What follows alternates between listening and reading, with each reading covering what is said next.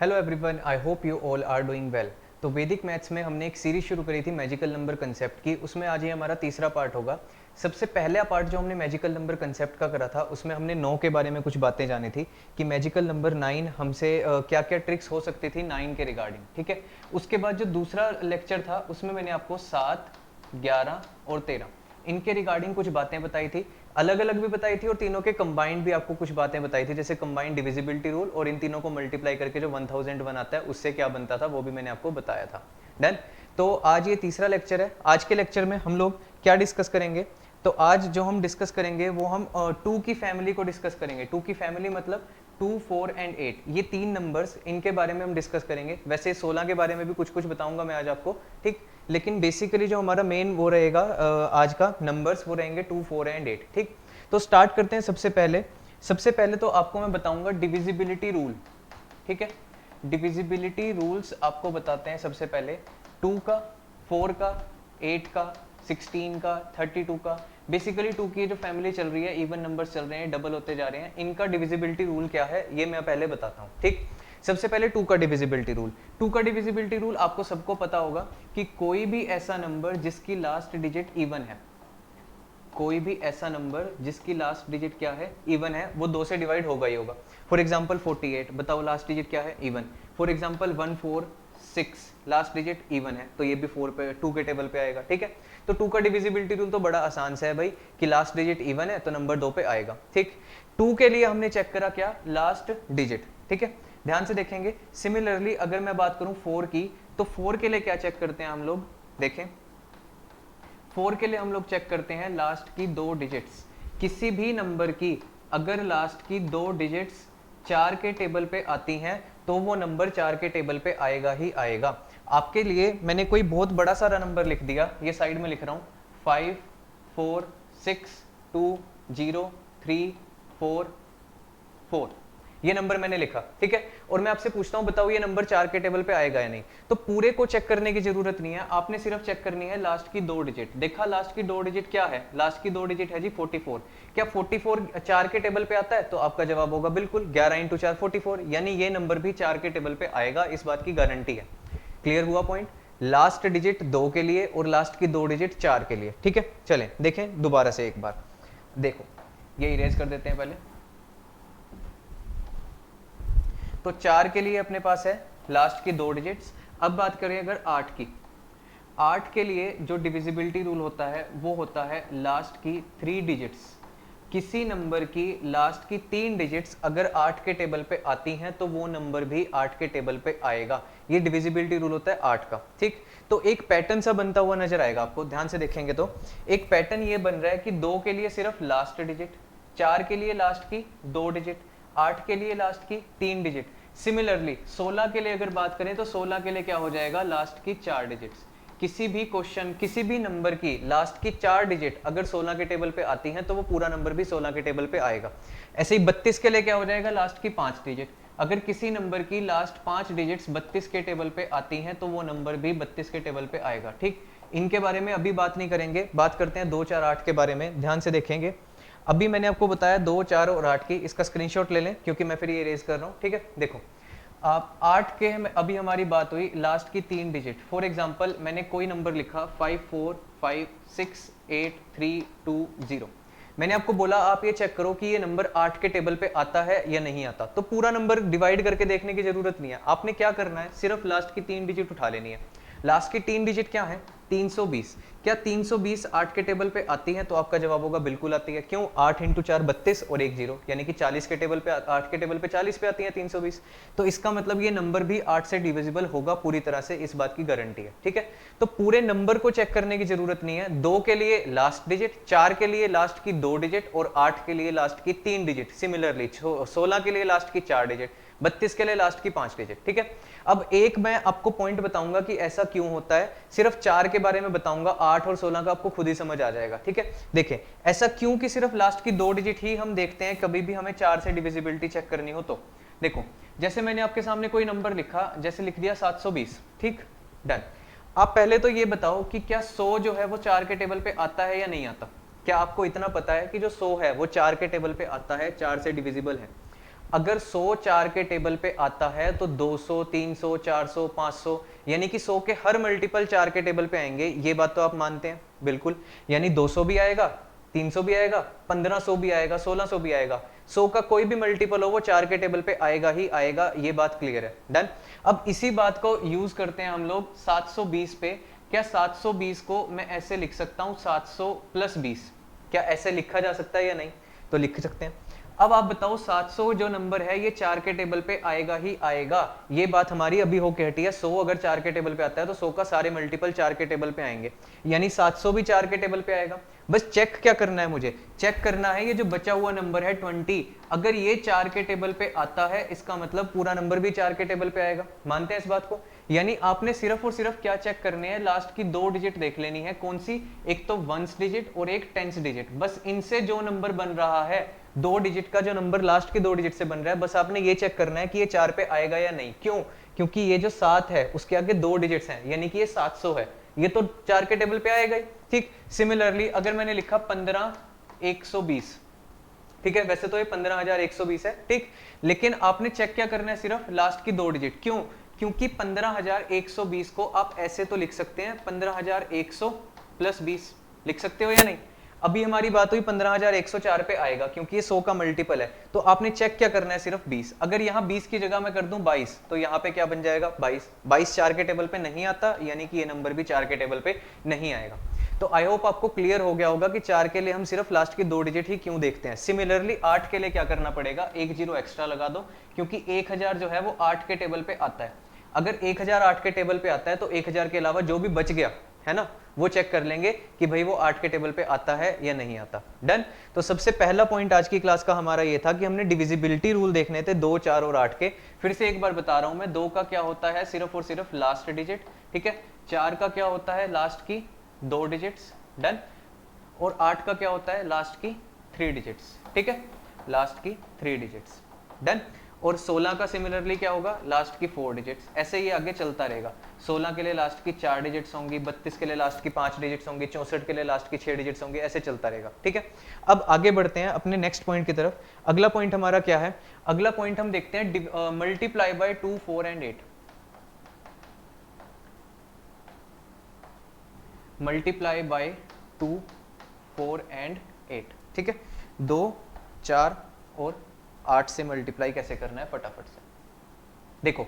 2 से मल्टीप्लाई तो हमें बड़े आराम से आती है, वो तो मेरे को आपको बताने की भी जरूरत नहीं है कि 2 से मल्टीप्लाई करने का मतलब क्या है, कि डबल करना है। बिल्कुल सही बात है, ठीक।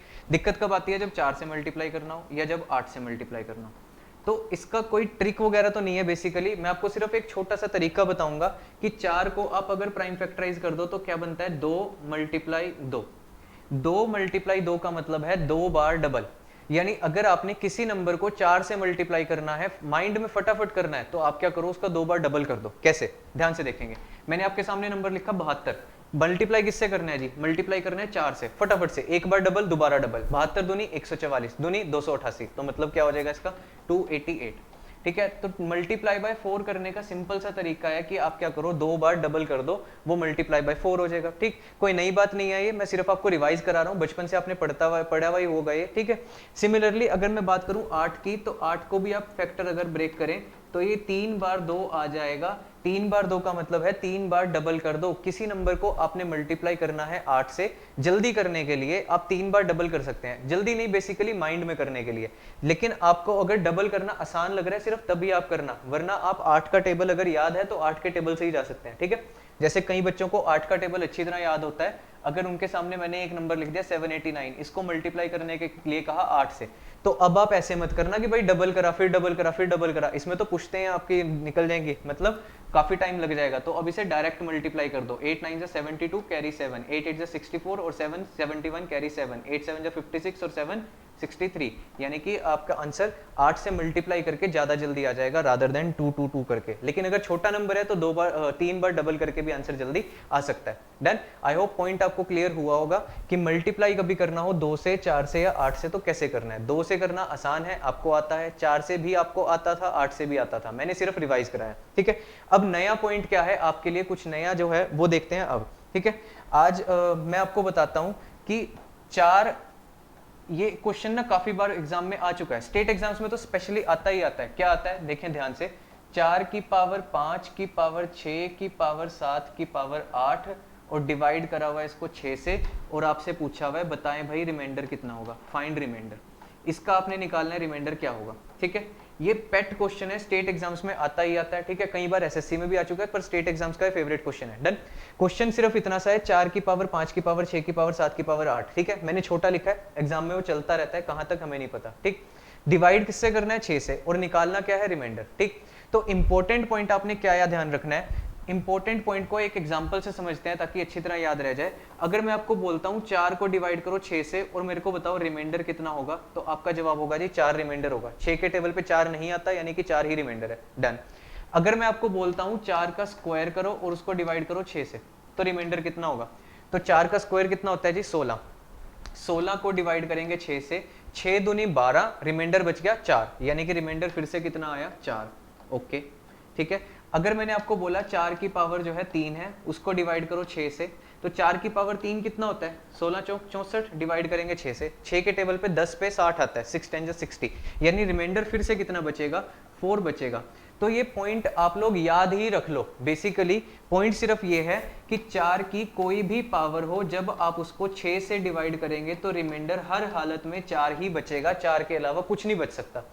4 की कोई भी पावर हो, उसको अगर आप 6 से डिवाइड करोगे तो रिमाइंडर हर बार 4 ही बचेगा और कुछ भी नहीं बचेगा।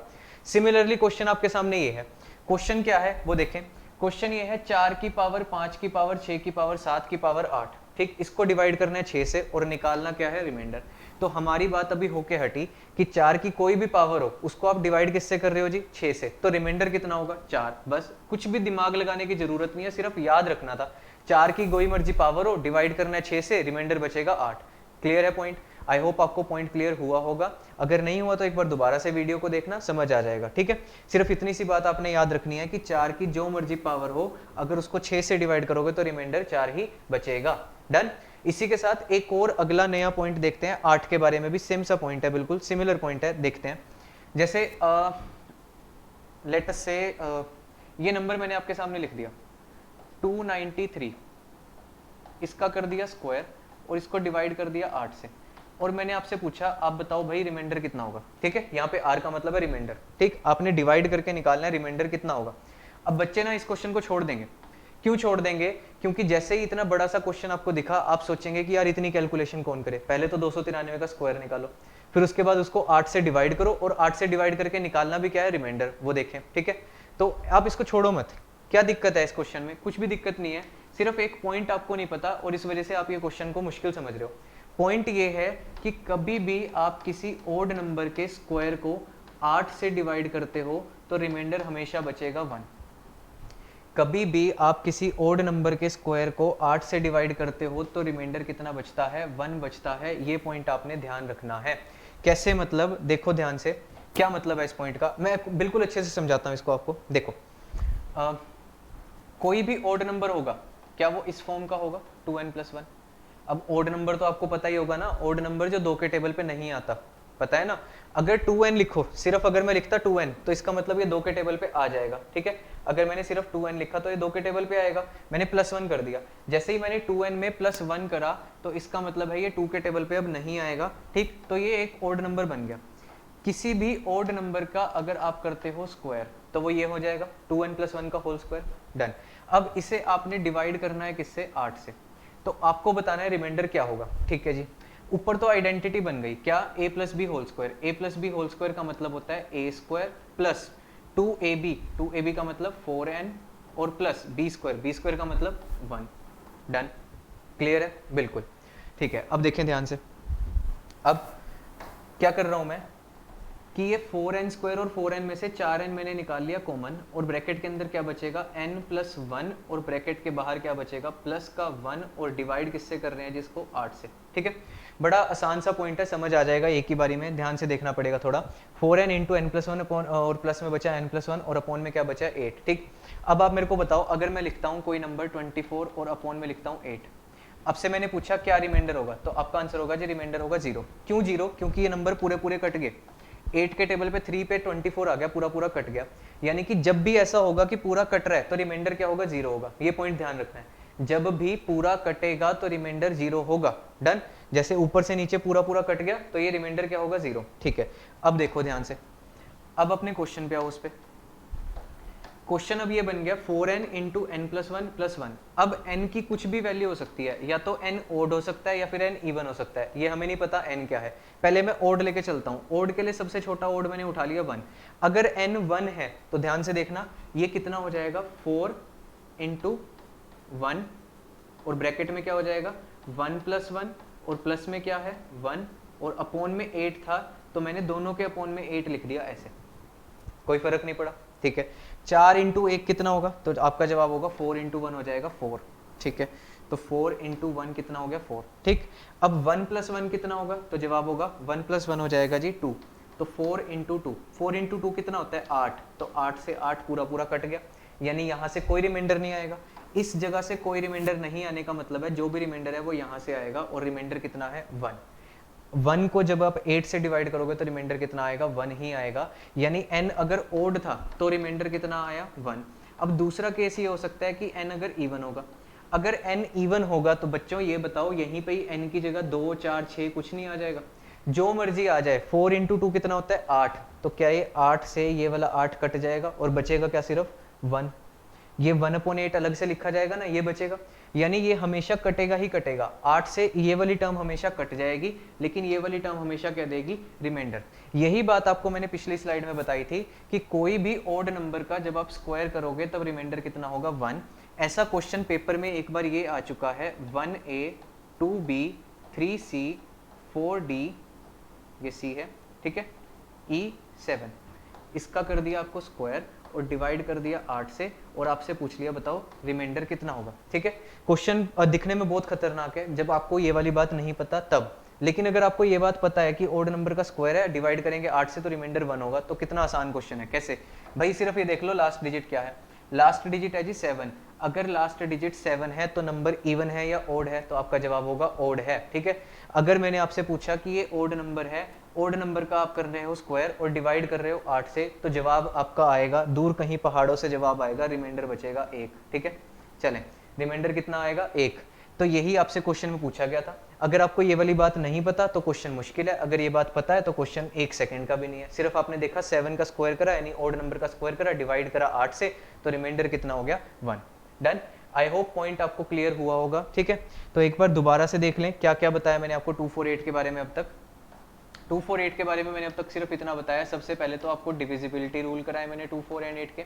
ठीक है, सेकंड पॉइंट में मैंने आपको बताया कि 4 की जो मर्जी पावर हो आप 6 से डिवाइड करेंगे तो रिमाइंडर कितना होगा, हमेशा 4। तीसरे पॉइंट में मैंने आपको बताया कि अगर कभी भी आप किसी ओड नंबर का स्क्वायर करोगे और डिवाइड करोगे 8 से तो रिमाइंडर कितना होगा 1। ठीक है, अब एक लास्ट पॉइंट आपको मैं बता रहा हूँ, वो क्या है वो देखेंगे। लास्ट पॉइंट अपना आज का ये है, फोर्थ पॉइंट, कि अगर 4 की आप कभी भी पावर करते हैं तो उससे यूनिट डिजिट क्या मिल सकती है।